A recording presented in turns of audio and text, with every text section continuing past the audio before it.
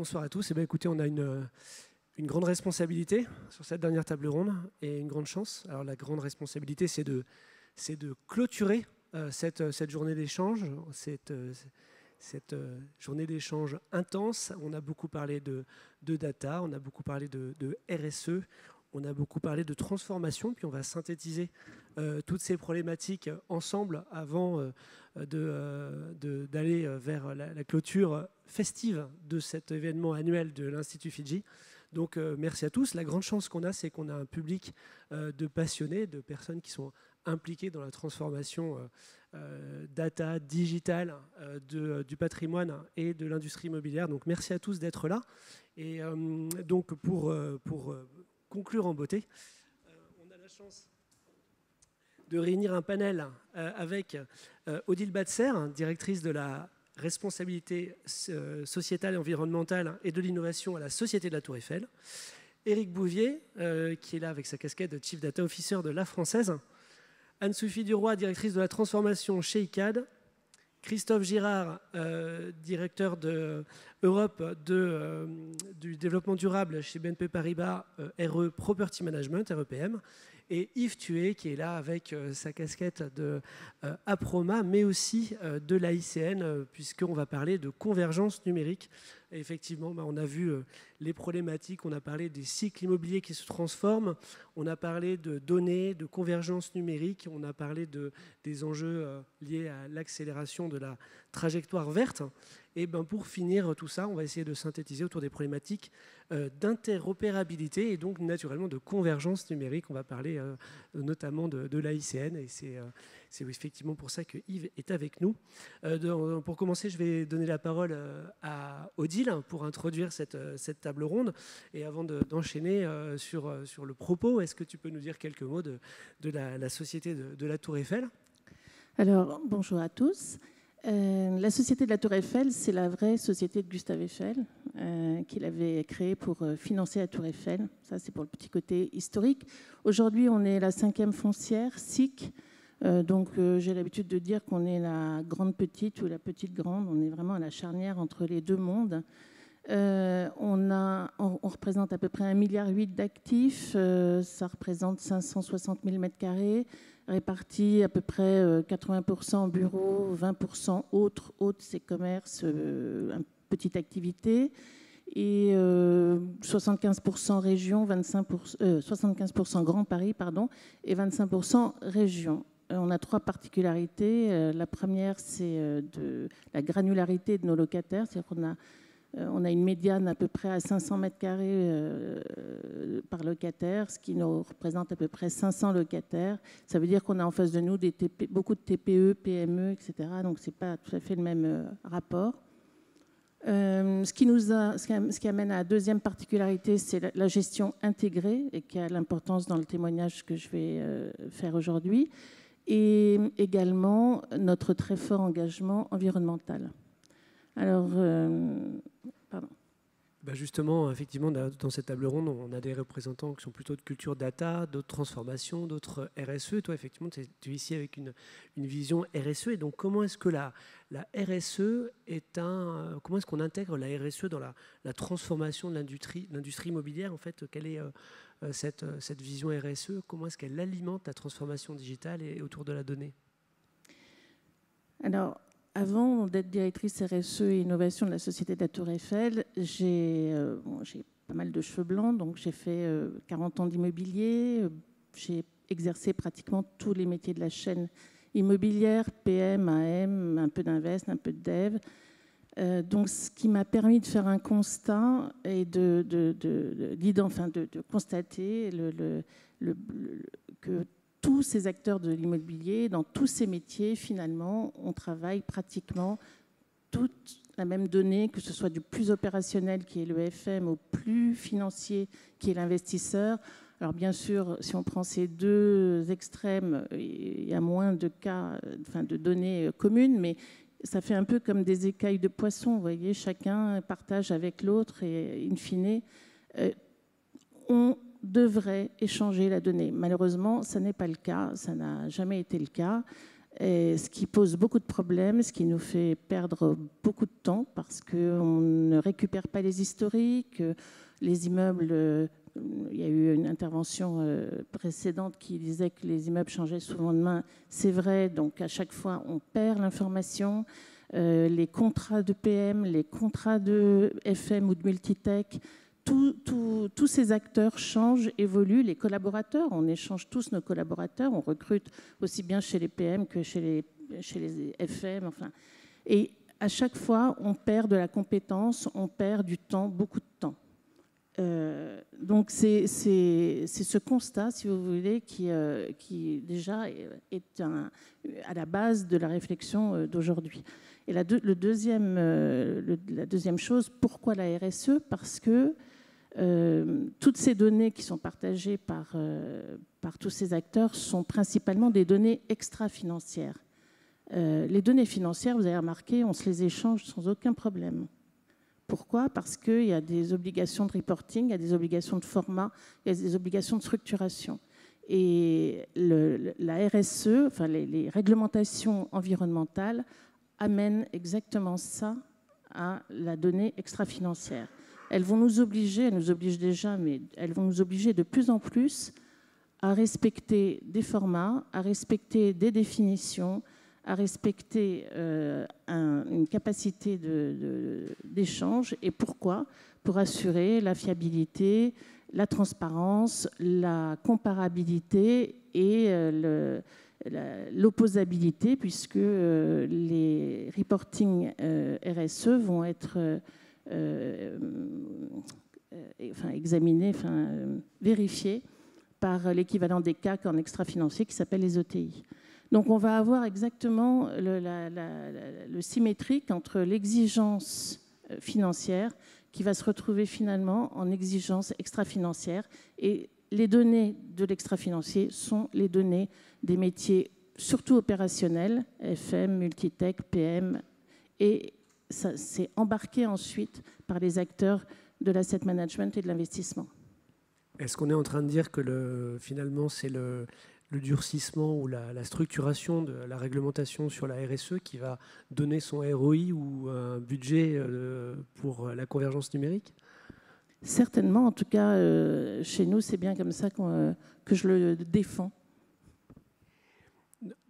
Vous disiez qu'effectivement, côté Société de la Tour Eiffel, une vision très intégrée. Je voudrais donner la parole à Anne-Sophie pour parler un peu d'ICAD, pour prendre un peu le contre-pied avec un acteur qui est riche d'une très grande diversité de métiers. Donc peut-être déjà nous en dire quelques mots. ICAD, tout le monde a l'impression de connaître, mais au fond, personne ne se rend compte à quelle est l'ampleur de l'activité du groupe. Tu peux nous en dire quelques mots en introduction ? Oui, alors en introduction, donc ICAD, c'est effectivement 2 métiers aujourd'hui, une foncière tertiaire et une activité de promotion immobilière.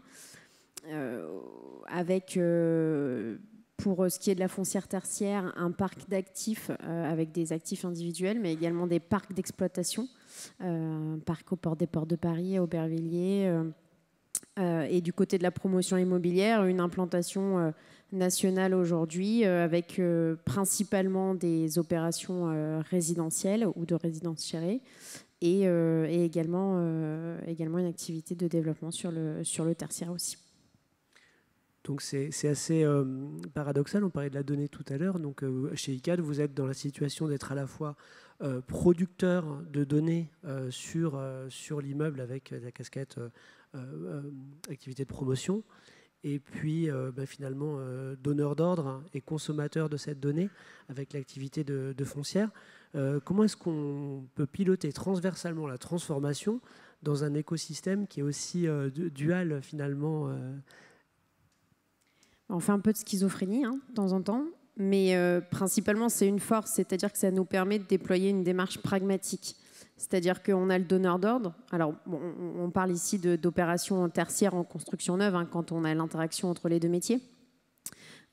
Mais ça nous permet vraiment d'avoir une démarche pragmatique. C'est-à-dire que là où on a un donneur d'ordre qui va réfléchir à un niveau d'exigence en termes de données, de structuration pour des cas d'usage qu'il envisage derrière, du côté du promoteur, on va réfléchir au comment. Comment est-ce qu'on consolide toutes ces données pour pouvoir rendre un DOE, un référentiel de données à la hauteur de ces exigences-là. Et donc, ça nous permet vraiment d'avoir une démarche pragmatique. Le pourquoi n'est travaillé qu'en réfléchissant au comment. D'accord. Donc, est-ce que le fait d'avoir un peu un pied de chaque côté, est-ce que ça permet d'avoir une vision partagée du modèle économique? On parlait tout à l'heure de comment financer toute cette innovation, ces systèmes, ces outils. Est-ce qu'il y a un consensus qui peut se dégager sur ce modèle économique? Alors, le consensus, il n'est pas facilement trouvé. Aujourd'hui, pour plusieurs raisons. La première, c'est la montée en compétence de l'écosystème qui est en train de se faire sur toute cette partie-là. Et donc, c'est très difficile de valoriser cette production de données avec des acteurs en face, des entreprises générales, des corps d'État séparés, qui n'ont pas le même niveau de maturité, qui n'ont pas encore dans leurs organisations fait apparaître des métiers qui permettent de produire cette donnée en toute fiabilité. Donc c'est très difficile aujourd'hui de se dire, de donner un prix consensuel autour de cette production de la donnée. Ceci étant dit, je pense que plus on arrive, je parlais du pourquoi. Pourquoi est-ce qu'on veut produire cette donnée? Pourquoi est-ce qu'on veut la structurer? C'est parce qu'on a des cas d'usage derrière. Plus on arrivera à valoriser les cas d'usage derrière, ce qu'on en fait réellement, plus on arrivera à remonter la chaîne facilement et à trouver le modèle économique autour de ces prestations-là. On parle effectivement d'un écosystème, on parlait de gérer la maturité des acteurs qui sont en face de vous sur les différents métiers, que ce soit la promotion ou l'activité de gestion foncière. C'est aussi une des activités importantes d'Eric, et je veux revenir vers toi, puisque au sein de la Française, outre ta casquette de Chief Data Officer, tu as aussi la responsabilité d'animer les partenaires en côté Property Management, donc tu es confronté à cette problématique de collecte. Avant qu'on en parle, est-ce que juste comme on l'a fait pour les autres acteurs, est-ce que tu peux nous dire quelques mots sur la Française pour repositionner la Française par rapport à l'écosystème IMO? Oui, la Française, on est gestionnaire pour le compte de tiers, en fin de compte, puisqu'on gère des immeubles pour le compte d'investisseurs immobiliers, qui sont soit des investisseurs qui ont investi dans des SCPI, soit des investisseurs externes qui nous confient leurs immeubles en gestion. Et donc, on est purement responsabilisé par rapport à la gestion de l'immeuble, puisque ça se fait très rarement, mais une SCPI pourrait très bien changer de gestionnaire en cours de route. Et donc, il faut vraiment qu'on prouve notre capacité à œuvrer par rapport au patrimoine qui nous est confié et que l'on a choisi avec eux. Aujourd'hui, la Française, alors moi je suis plutôt au niveau des data, donc c'est pas trop la valorisation, moi c'est plutôt le nombre qui m'impressionne. C'est qu'aujourd'hui j'ai 2500 immeubles à gérer de tout type sur l'Europe. Quand je dis de tout type, c'est que ça peut être un immeuble de bureau entier, ça peut être une partie d'un immeuble en copropriété, ça peut être un appartement, ça peut être des viagers, on a plus de 500 viagers, donc c'est encore une autre typologie d'actifs. Et on me demande de mettre à disposition des équipes internes, et ça c'est par rapport à notre taille, des données qui sont, présentes, d'avoir l'information, que ces données soient fiables, et 3, qu'elles soient fraîches, c'est-à-dire qu'elles soient la plus juste possible et la plus... ce qu'on me demande, c'est pas avoir la consommation énergétique d'il y a 5 ans, mais la consommation de cette année ou de l'année dernière. Et donc mon rôle au sein de la Française, et ça c'est ce qui différencie un petit peu la Française, c'est que moi, mon rôle, il est juste sur le fait que les données soient là, et après je les confie aux équipes, équipe ISR d'un côté, équipe gestion de travaux, équipe investissement, et après, eux, ils appliquent leur propre modèle sur les données que j'ai pu recueillir. Ça, c'est la première partie. La deuxième partie, c'est que la Française a fait le choix de ne pas traiter en interne et de ne pas gérer en interne. Donc, on a des PM qui travaillent pour nous. Et on a fait le choix, je sais que ce n'est pas le choix qui était, par exemple, évoqué ce matin, de dire que chaque PM est responsable de son outil ou de ses outils. On n'impose pas notre outil à nos PM. Par contre, on leur impose des flux entre leur système et le nôtre, pour pouvoir les contrôler, mais c'est surtout la confiance n'empêche pas le contrôle, de pouvoir vérifier quel est le travail qu'ils font et de pouvoir avoir les informations qu'ils ont dans leur système directement dans les nôtres, pour ne pas avoir du reporting, etc., mais vraiment avoir des flux de données. Donc on a des flux de données aujourd'hui sur si je prends un exemple, sur 15 PM, 15 property managers, qui nous envoient toutes les nuits un ensemble de données qu'on leur demande, qui nous permettent, nous, de travailler derrière et d'avoir les données en interne. Le but vraiment, au niveau de la Française, c'est d'avoir toutes ces données en interne et après de travailler sur ces données. On imagine dans ce cadre-là qu'effectivement, avec une quinzaine d'interlocuteurs différents, avoir une définition commune de la donnée est essentielle. Cette façon de promouvoir justement un référentiel commun, c'est ce qui t'a sensibilisé, toi, plus directement à la problématique de Fidji? Oui, alors c'est une problématique que l'on a au début, qui est de dire, pour échanger, il faut qu'on se comprenne. Il faut qu'on ait les mêmes définitions de l'information. Une date de début de bail, est-ce que c'est la date d'effet juridique du bail? Est-ce que c'est la date d'entrée du locataire? Est-ce que c'est...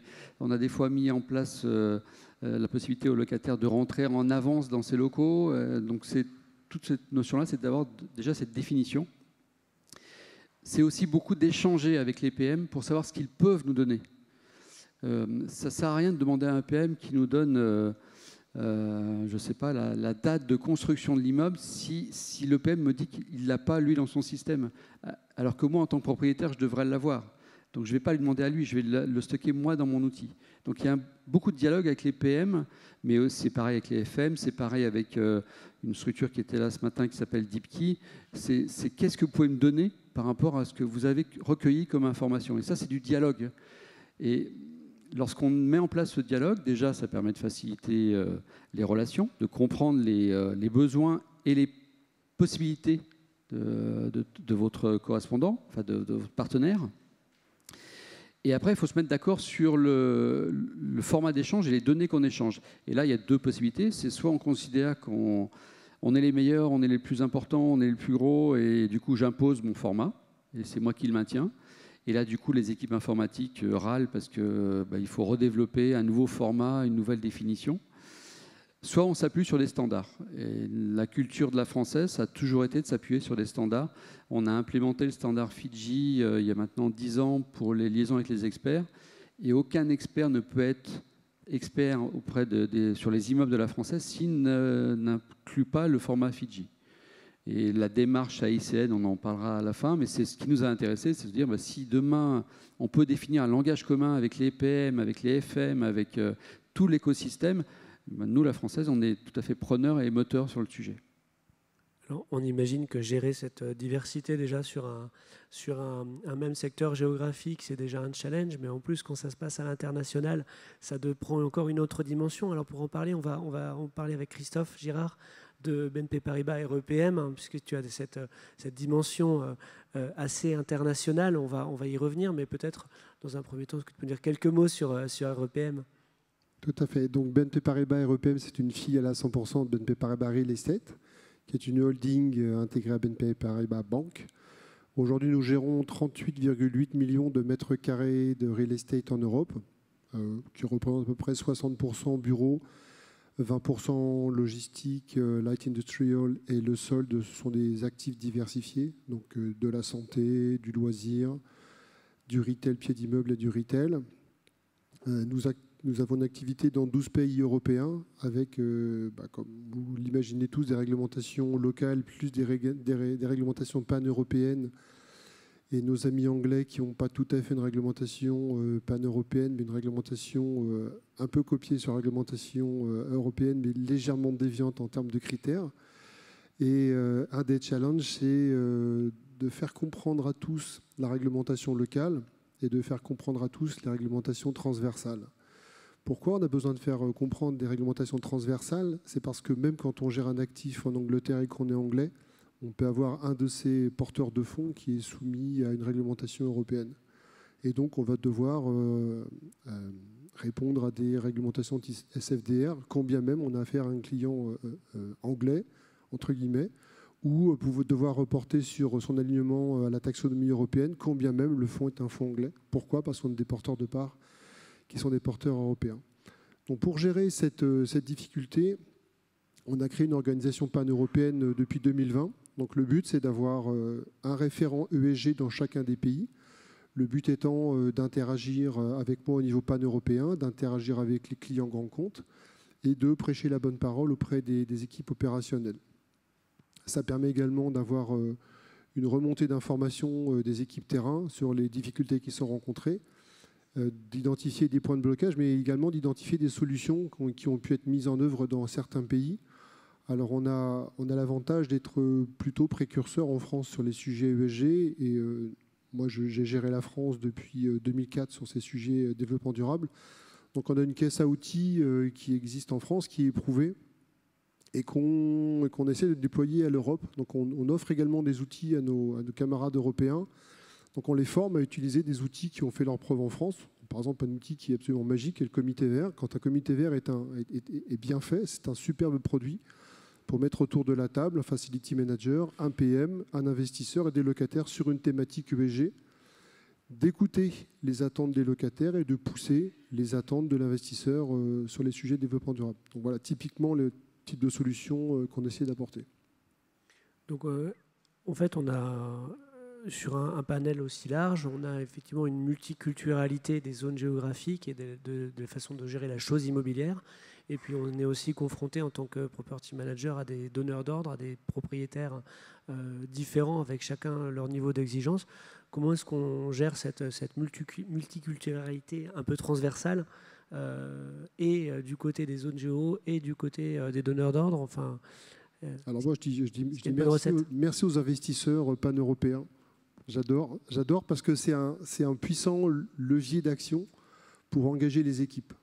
C'est-à-dire que quand vous avez à faire front à quelque chose de nouveau, le premier réflexe, c'est de freiner. De dire ça vient en plus de mon travail, c'est pas local, je comprends pas pourquoi c'est urgent, j'ai d'autres sujets en attente de mon côté. Et là, grâce au label ISR, grâce aux demandes des grands acteurs pan-européens, on a un niveau d'exigence qui est le même quel que soit le pays de localisation.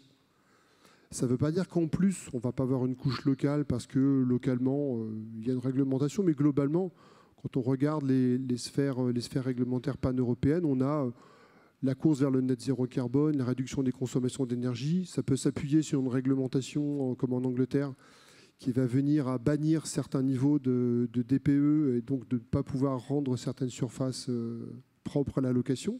Ça, c'est un modèle anglais. Un modèle français, ça va être le dispositif éco-énergie tertiaire qui va viser une obligation à 2040, 2050, 2060. Mais globalement, les leviers sont différents, mais les objectifs sont les mêmes. Et le fait d'avoir cette vision d'acteurs pan-européens, ça nous a permis, depuis la mise en place de cette organisation en 2020, de développer cette structure, de développer des savoir-faire. Et grâce à la boîte à outils dont je parlais précédemment, les 18 outils qu'on a créés, de proposer également des solutions. C'est qu'on arrive avec une contrainte et on essaye aussi d'arriver avec des solutions.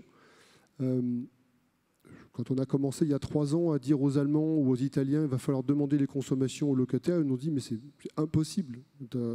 C'est impossible, vous n'aurez jamais une seule information. Et aujourd'hui, on a des taux de couverture de l'ordre de 80-90% sur ce type de pays. Ça veut dire qu'on a pu surmonter un blocage local avec des bons outils. Les bons outils, c'est le dialogue, c'est proposer un benchmark à ses locataires, par exemple. C'est-à-dire que tu me donnes une information qui m'est utile, donc une donnée de consommation. Et moi, à contrario, je vais te proposer un service qui va pouvoir être utile pour toi, c'est comparer ta performance. Toi, tu t'appelles Toys R Us ou Direxport. Tu connais l'intensité énergétique chez Toys R Us, mais tu ne la connais pas globalement en retail. Donc on va pouvoir comparer ta performance et la performance de tes pairs. Et là, ça peut créer des réflexes de dire je suis plutôt bien placé, ou alors à contrario, je suis plutôt mal placé. Et si je suis mal placé, je vais pouvoir peut-être plus adhérer à la politique de l'investisseur qui va être d'améliorer la performance de l'actif. Donc on voit qu'effectivement, cette notion de convergence de la compréhension, convergence des usages, convergence des notions finalement en RSE, mais plus globalement dans la chose immobilière, c'est assez naturellement que c'est au niveau du property manager que ça se fait de façon la plus efficace, la plus naturelle. Yves, peut-être parlons un peu de là on a évoqué la dimension un peu européenne, et revenons un peu sur la France avec tout d'abord la PROMA. Est-ce qu'au niveau de votre action, vous sentez cette convergence de la trajectoire numérique et est-ce que c'est ça qui a fait que la PROMA est à l'origine de l'initiative ICN? Oui, je pense que en fait, pourquoi la PROMA a été à l'initiative, c'est que je pense que le PM est tout au milieu d'une chaîne de valeur. Une grande partie de son quotidien, c'est de collecter beaucoup de données, les traiter, les consolider pour les fournir à ses clients, et que c'est devenu un enfer en fait de faire ça d'un point de vue reporting, opérationnel, etc. Les expériences clients, je pense, ne sont pas satisfaisantes. D'où toute l'action qu'on a menée, c'était une enquête client qui disait que les clients n'étaient pas très satisfaits de ce que faisaient les PM. Donc voilà, des expériences clients pas satisfaisantes, des expériences employés pénibles. Voilà, on est dans des métiers des secteurs qui sont en tension, donc c'est difficile. Et évidemment, une activité très laborieuse, le chiffre d'affaires, la marge, la conformité, même quand on fait tout à la main. Tout ça, c'est des critères qui montrent que le business, c'est pas facile du tout quand on est au milieu de la chaîne. Et s'il n'y a pas de langage commun pour fluidifier, automatiser les échanges entre les différents corps de métier, toutes les strates, occupants, FM, PM, AM, etc., en fait, tout est bloqué. Et le PM bloque lui-même, en fait, quelque part, cette chaîne de valeur, ce qui était justement le contraire du souhait de cette profession. Et c'est la raison pour laquelle on a lancé cette initiative au niveau de la PROMA, l'Association des Property Managers, pour développer l'adoption de standards d'interopérabilité, de référentiels d'interopérabilité. Sachant que c'est assez facile de produire un standard, de produire des référentiels. Il y en a d'ailleurs beaucoup dans l'immobilier. Mais c'est rare sont ceux qui sont adoptés. Bon, je ne sais pas s'il y en a vraiment en fait, qui sont adoptés à l'échelle et qui du coup rendent le service qu'on leur demande, qui est de je me connecte, j'ai un nouvel acteur avec lequel je dois travailler, je peux quasiment me connecter plug and play parce qu'on a le même langage. C'est vraiment une question d'adoption. Et donc moi, ma mission au sein de la PROMA, et qui du coup s'est développée au sein de la ICN, puisqu'on était une association au départ, et maintenant il y a 17 associations qui couvrent pratiquement toute la chaîne de valeur, c'est de faire adopter ces référentiels d'interopérabilité. In fine, c'est pour digitaliser. Les référentiels, on aime bien ça, mais ça reste un outil. In fine, c'est pour automatiser et régler tous les problèmes qui ont été exprimés par Christophe, Anne-Sophie, Eric et Odile. Est-ce que tu peux nous dire, par exemple, un exemple d'expérimentation d'interopérabilité avec peut-être un zoom sur le travail avec justement l'Institut Fidji sur les PPAT ? Absolument. En fait, on a démarré notre premier cas d'usage, donc on fonctionne par cas d'usage. On ne sort pas des grands dictionnaires, des référentiels qui ne sont pas forcément faciles à appréhender par les équipes métiers. Donc on travaille par cas d'usage, et le premier sur lequel on avait convenu de travailler tous ensemble, c'était le plan pluriannuel de travaux. Visiblement, autant de formats de plan pluriannuel de travaux que de clients. Et donc un enfer pour les PM de réussir à produire les données. Alors ok, on leur impose de les produire à un format particulier, de la Française, d'AXA, de je ne sais pas qui. Donc ils disent oui, mais en fait ça arrive en retard, les données ne sont pas très justes, ça fait plein de frictions, etc. Et donc on avait convenu ensemble de travailler, on a travaillé ensemble sur un dictionnaire de données avec Fidji, justement, d'une quarantaine de champs, donc c'est maximaliste, on va dire, tout le monde ne les utilise pas. Une quarantaine de champs qui établissent le langage commun entre les PM et leurs clients AM. On a même fait rentrer récemment des FM en fait, dans la communauté, puisqu'ils produisent une partie des données. Et on a fait tout le cycle, en fait, c'est-à-dire se dire ok, il y a un problème sur les PPAT, il y a un enjeu business derrière, parce qu'on n'est pas bon sur nos budgets, on n'est pas bon sur nos processus, tous les KPI, tous les critères que je vous ai donnés au début. Il y a un enjeu, donc on a dit, d'un point de vue business, ça a un impact pour tout le monde. On a travaillé ensemble pour établir ce référentiel et ces 40 champs sur peut-être une dizaine de workshops. Ensuite, on l'a expérimenté. Il y avait une douzaine de PropTech qui nous ont aidés, prêté leur plateforme en fait, pour expérimenter ce référentiel. Et là, on en est à la phase d'adoption. Et là, c'est une des dimensions de notre travail qui est essentielle, en fait, qu'on est en train de mettre en œuvre, c'est la dimension contractuelle. C'est-à-dire que se dire, on utilise tous le même langage commun, on est tous d'accord, on se tape dans le dos, ça ne marche pas en fait. Donc si ce n'est pas dans les contrats, ça ne se traduit pas rapidement en réalité. Et c'est la raison pour laquelle en fait, on en est à ce stade quasiment au bout, de dire voilà, je suis donneur d'ordre, tous pratiquement, là, enfin, soit ICAD, la française, peut-être STE, alors pas BNP REPM, mais comme fournisseur. Mais voilà, je suis donneur d'ordre et je demande donc à mes fournisseurs de me fournir des plans pluriannuels de travaux au standard qui a été établi. Donc la française, AXA, AEW ont tous dit, ben voilà, nous on prend tous le même standard et on va demander à nos fournisseurs de faire ça. Et j'espère que tous les autres vont suivre. Il y en a dans la salle, là, en fait, pour tous appliquer le standard. Et on leur demande même de le faire sur des outils et pas sur Excel. Parce que voilà, on a besoin de fiabilité, de rapidité. Et voilà, c'est comme ça que toute cette boucle fait qu'on part d'un constat où on a un problème d'interopérabilité, on travaille ensemble, et à la fin, on arrive à l'implémentation d'un langage standard dans des outils modernes et qui font que voilà, ce cas d'usage, on peut imaginer que voilà, dans les années qui viennent, grâce aux donneurs d'ordre, à leurs prestataires, à leurs fournisseurs de solutions technologiques, on va venir à bout et ce sera complètement digitalisé. Voilà le cycle en fait. Merci, merci Yves. Effectivement, on a fait un peu le cycle de bout en bout. On en revient à l'adoption. On va revenir à Odile, côté société de la Tour Eiffel.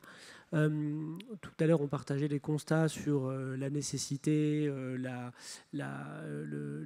pertinence de s'engager dans ce type de démarche. Mais qu'en est-il de l'adoption quand on est côté société de la Tour Eiffel, par quoi passe-t-elle? Est-ce que ça passe par de la formation, de l'explication, comment est-ce qu'on fait adopter ce langage commun une fois qu'il est là?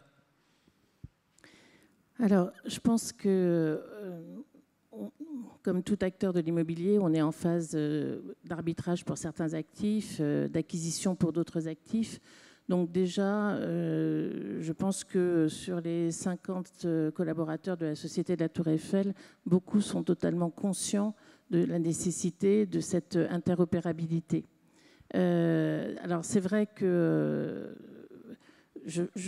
peut-être que ça aurait été moins prégnant s'il n'y avait pas eu ce côté RSE en plus. Mais quoi qu'il en soit, c'est aussi un sujet de données, effectivement, CAPEX, et même sans aller sur les plans pluriannuels de travaux, les CAPEX, etc., mais je ne pense pas faire un scoop en disant dans la salle que même sur les surfaces, on n'est pas toujours d'accord. On a des écarts, des évolutions, les immeubles grossissent, maigrissent, enfin bon. Donc, il y a un vrai sujet dans l'immobilier de la fiabilité de la donnée. Et ça, je pense qu'on en est tous parfaitement conscients. La digitalisation, je pense que quelque part, le Covid aussi a apporté sa pierre à l'édifice. La digitalisation est devenue quelque chose de plus en plus partagé, diffusé. Donc, par la digitalisation, on arrive aussi à plus d'interopérabilité. Si on était tous que sur nos fichiers Excel et qu'on était resté que sur nos fichiers Excel, ça n'aurait peut-être pas pris aussi bien. Mais là, le fait de partager des plateformes, de partager de vouloir partager des fichiers au travers sans passer par le papier, je pense que ça aussi, ça a vraiment. Donc, il y a eu plein de petites choses qui ont fait que ça a été le bon moment pour passer à l'action. Alors, on parlait de l'adoption dans une entité comme la Société de la Tour Eiffel, on parlait d'une 50aine de personnes. L'adoption à l'échelle, c'est un sujet. Anne-Sophie, côté ICAD, là, on n'est pas sur 50 personnes, mais sur un nombre plus important de collaborateurs. Comment est-ce que les gens sont-ils... comment est-ce qu'on on fait maîtriser les données extra-financières, enfin, ces notions-là? Comment est-ce qu'on fait pour...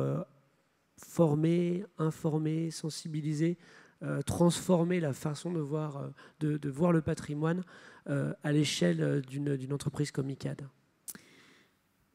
Alors déjà, effectivement, faut se rappeler quand même que c'est un contexte qui évolue. Donc, quand on parle de former, 2 jours après, la formation, il se peut sur certains sujets qu'elle ne soit déjà plus vraie. Donc déjà, il faut être il faut être très présent, il faut discuter des enjeux et surtout, en tout cas chez ICAD pour nos équipes, l'objectif c'est de leur montrer la valeur derrière tout ça. Quand on va leur proposer des référentiels, alors déjà ils les accueillent bien volontiers quand on va leur dire que les campagnes de reporting vont être un petit peu moins pesantes parce qu'on aura réussi à câbler nos outils. Mais au-delà de ça, on arrive à leur proposer des outils de pilotage. Et quand on parle de données extra-financières, en fait, ce qu'on vient chercher à mesurer dans la plupart des cas, c'est de la performance. Et la performance, c'est une suite de petits choix, de petites décisions qui sont prises au quotidien par les équipes. Et donc, ces données-là, si on arrive à les structurer, si on arrive à les partager, on arrive à leur produire des outils de pilotage qui leur permettent de répondre à leurs engagements et de toujours améliorer leur performance, peu importe le sujet sur lequel ils travaillent, que ce soit des fonctions support dans le cadre du reporting, que ce soit des opérationnels du côté de la promotion sur le bilan carbone en conception d'un immeuble ou du côté de la foncière sur la performance à l'échelle d'un parc.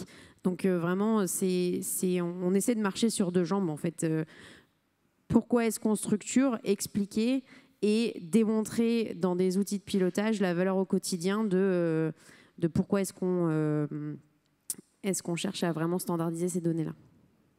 On prenait l'exemple du sujet de la trajectoire carbone, parce que c'était des éléments qui donnaient du sens. Comment est-ce que du coup cette convergence numérique, en quoi elle alimente la capacité à piloter la trajectoire carbone d'un parc? Quand on parle de référentiel, déjà, on parle aussi de donner un sens à des données qui parfois sont peu lisibles. On parle de carbone ici, je ne sais pas si on est tous familiers avec ce à quoi ressemble une étude carbone issue des logiciels de calcul. C'est des formats qui, si vous les avez ouverts, essayez de les ouvrir sur vos ordinateurs personnels. J'espère que vous avez des bonnes lunettes et beaucoup de temps. Donc, comment est-ce qu'on pilote ces sujets-là ? Déjà, on rend la donnée accessible grâce à ces référentiels-là. On la rend aussi beaucoup plus lisible, puisque d'un projet à l'autre, je vais utiliser le même langage, je vais utiliser le même vocabulaire. Donc, c'est un peu sur ces sujets-là qu'on essaie, en tout cas par la structuration des référentiels, d'aider les opérationnels à piloter une trajectoire carbone à l'échelle d'un immeuble, d'un quartier, d'un parc. Finalement, ce qu'on j'entendais tout à l'heure, ce qui va faciliter l'adoption, c'est finalement que c'est l'adoption d'une norme partagée, le fait que ce soit un standard, que c'est côté Eric, j'aurais te redonné la parole, mais cette fois-ci avec la casquette Fidji, on voit l'importance de la norme. Qu'est-ce que c'est qu'une bonne norme au final? On a là, au travers de l'Institut Fidji, ça fait maintenant une quinzaine d'années que l'Institut est engagé pour travailler sur cette normalisation. Qu'est-ce qu'une bonne norme et comment faire pour la rendre encore meilleure? Alors déjà, je vais revenir un tout petit peu en arrière, c'est que l'interopérabilité, elle fonctionne lorsque les utilisateurs n'ont pas besoin de se poser la question de savoir d'où vient la donnée, mais qu'elle est présente et qu'ils peuvent l'utiliser. Donc là, on parle de format, on parle de dictionnaire, ça c'est plus un langage d'informaticien, parce qu'à un moment donné, il faut bien communiquer.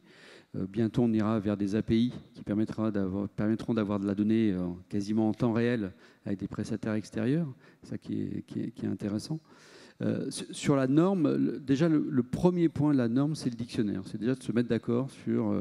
alors je ne vais pas revenir sur la surface parce que je crois que j'en ai un peu marre de parler de la surface surtout, mais même la consommation énergétique, on m'a dit il y a 2 ans, on m'a dit il faut qu'on sache combien consomment nos immeubles. On s'aperçoit qu'il y a plein de définitions possibles de la consommation. On a beaucoup d'immeubles sur lesquels on n'a pas toute la consommation, donc on fait une consommation estimée. Est-ce que ça a la même valeur qu'une consommation réelle? Donc du coup, il faut se poser des questions déjà sur le dictionnaire. Et la démarche qu'on a eue chez Fidji, et je pense que c'est la même au niveau de l'AICN, c'est pour ça qu'on était partie prenante dès le départ, c'est qu'il faut faire confiance à l'intelligence collective. Il faut qu'on se mette tous autour de la table et qu'on définisse tous ensemble quelle est la bonne façon de définir une donnée et qu'est-ce qu'on lui met comme information dans cette donnée pour que tout le monde puisse la partager et se dire, lorsque je reçois la donnée, je sais ce que je reçois. Je sais ce que je peux en faire du coup parce que je sais comment elle a été construite. Si c'est une consommation réelle mais sur une partie de la surface, parce que tous mes locataires ne m'ont pas donné la consommation, si c'est une consommation estimée, sur quel benchmark elle a été estimée, sur quelle valeur elle a été estimée, sur quelle base. Et du coup, ça donne de la cohérence à la donnée que je vais pouvoir utiliser derrière et un indice de fiabilité. Je sais ce que je vais pouvoir en faire. Et je reviens sur ce que je disais tout à l'heure, on a deux possibilités. C'est soit on considère qu'on est les meilleurs et on définit nous-mêmes notre dictionnaire et on l'impose. Ça a quand même été là, une certaine tendance pendant de nombreuses années, mais on perd beaucoup de temps à le faire. Nous, on est plutôt partant au niveau de la française et de Fidji, de se dire on se met tous autour de la table, on est tous concurrents, mais sur la définition de la donnée, on peut travailler ensemble et la définir ensemble pour que du coup, tout le monde derrière partage cette même définition. Côté Christophe, juste un mot, parce qu'effectivement on disait que vous n'êtes pas sur le standard Fidji, enfin en tout cas pas encore, et ça pose la question de votre relation à vos différents organismes de tutelle, enfin les associations professionnelles. Qu'est-ce que vous attendez finalement de la PROMA, de Fidji, de l'AICN sur justement l'élaboration, la construction d'un référentiel partagé, enfin quelles sont vos attentes pour la contribution de ces différents acteurs à l'adoption d'un cadre unique de référence?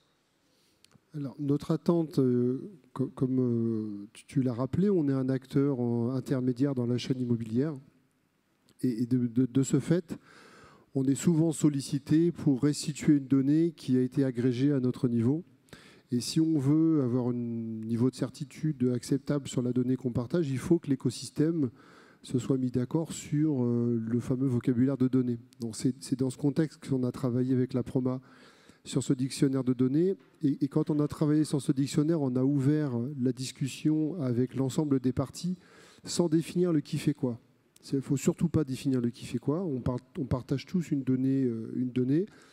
On se moque de savoir qui doit alimenter quelle partie. Ce seront les contrats qui géreront ça entre PM, FM, entre AM et PM, peu importe comment ça se rédigera. Ce qu'il faut, c'est que quand on demande une information, tout le monde soit d'accord pour dire c'est exactement ça dont tu as besoin, parce que c'est dans un vocabulaire qui est commun. Et j'espère qu'on a réussi ce challenge avec Yves, d'avoir mis suffisamment l'écosystème en mouvement pour garantir que le dictionnaire de données à la fin sera bien accepté par l'ensemble des parties prenantes. Et nous, on n'a qu'une envie, c'est de l'utiliser pour tous les projets qu'on a à gérer et qui sont multiples sur la collecte des données. Merci Christophe. Je vais finir avec une petite question pour Yves. Je sais qu'avant de t'investir dans le secteur immobilier, tu as travaillé dans le domaine du secteur aérien et avec une expérience concrète de mettre en place l'interopérabilité entre acteurs. Voilà, est-ce qu'il y a des bonnes pratiques de mise en œuvre d'une interopérabilité qu'on peut aller chercher dans d'autres secteurs pour venir dynamiser cette démarche au sein du secteur real estate? Oui. En fait, ce qu'on fait n'est pas exotique du tout. En fait, ça s'est déjà fait. Et donc, oui, effectivement, moi, je viens de l'industrie du transport aérien. Vous connaissez tous les 3 lettres CDG, JFK, LHR, les noms d'aéroports ou les noms d'avions 744, 320, etc. En fait, tout ça, ce sont des dictionnaires de données qui ont été implémentés dans ce secteur pour favoriser l'interopérabilité et qui fait qu'un tout petit bagagiste de Bangkok peut se relier automatiquement sans les connaître avec le QG de Delta Atlanta. Donc l'interopérabilité est totale en fait par rapport à ça. Par ailleurs, ils ont également travaillé sur les contrats. C'est-à-dire que les contrats sont standards entre une compagnie aérienne et ses centaines de sous-traitants ou milliers de sous-traitants à l'échelle internationale. En fait, on prend le standard IATA et on l'annexe au contrat et on dit voilà, je fais ça, je fais ça, je fais ça, je fais ça. C'est pas moins compliqué que l'immobilier. Il y a 40 millions de vols par an, donc c'est une grosse industrie aussi. Donc en fait, ça s'est fait, c'est absolument faisable dans l'immobilier. Et d'ailleurs, la mobilisation des acteurs métiers, des acteurs tech sur le sujet me rend très confiant en fait, sur le fait que ça soit faisable. En fait, on arrive à montrer, c'est vraiment ce que nous, on cherche à faire sur ce sujet, de montrer qu'il y a un business case à travailler à l'échelle. Quand on utilise des standards d'interopérabilité, quand on achète un système, on peut l'amortir sur tout un parc. Quand on fait du spécifique à chaque fois immeuble par immeuble, en fait, on a énormément de difficultés à trouver un ROI sur un système. Et en fait, voilà, tous ces leviers font la communauté, le ROI, les contrats, font qu'en fait, on a tous les leviers activés à ce stade pour réussir. Donc, bon, moi, je suis entrepreneur, j'ai créé plusieurs sociétés. Je ne le ferais pas si ce n'était pas faisable. Honnêtement, ça fait que 3 ans que je suis dans cette industrie immobilière. Je trouve que c'est vraiment fascinant ce qui s'y passe, avec plein de gens de bonne volonté. Donc, moi, je vois pas... Enfin, tout est ouvert, je dirais, quasiment. Je ne dis pas que c'est simple. Je ne dis pas que c'est rapide. On travaille à l'échelle d'un marché. Donc, bouger tout un marché, ça ne prend pas 6 mois, quoi. Mais cela dit, c'est faisable et la vélocité qu'on a, je la trouve quand même assez impressionnante. Voilà, 17 associations qui sont dessus, on crée cette association rapidement, tout le monde est aligné, honnêtement les débats sont sereins, tout le monde a les mêmes objectifs, je suis assez impressionné. Je ne sais pas comment ils ont fait dans le transport aérien quand ils ont lancé ça, mais je suis sûr que ce n'était pas la même ambiance. Donc voilà, moi je suis très optimiste. Oui, juste un point, c'est effectivement là on est sur la phase... définition du dictionnaire, définition des formats, ce qui n'est pas la plus simple, mais en tout cas, c'est le point de départ. Après, il ne faut pas oublier aussi la conduite du changement au niveau des équipes. On leur a demandé pendant des années de traiter le PPAT sur un certain format, puis d'un seul coup, on leur dit bah non, enfin, quand ça on oublie, on balaye, on va faire un autre format. Donc, ne jamais oublier la conduite du changement dans chacun. Et comme tu viens de le dire, c'est quelque chose qui se prévoit sur le long terme. Donc, il faut que les sponsors internes, donc les directions internes, prennent en charge cette démarche et se disent bah non, je ne vais pas avoir la réponse dans les 3 mois, mais par contre, j'investis sur le long terme. On a besoin des directions pour nous supporter sur ce chemin. Oui, les directions, puis les consultants aussi, hein, Arnaud, voilà. Enfin, honnêtement, voilà, il faut gérer des transitions, il faut mettre de l'huile en fait dans tout ça, tu as raison.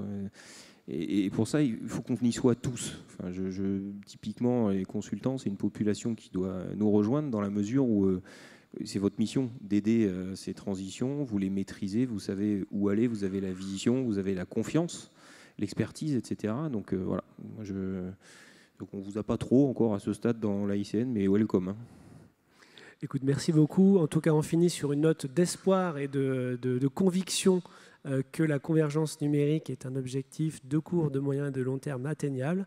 On finit par un appel à la mobilisation des sponsors et des patrons de ligne métier au service de ce qui pouvait sembler être une problématique technique, mais qui est une problématique véritablement métier. Donc sur cette belle conclusion, nous allons donc conclure cette table ronde.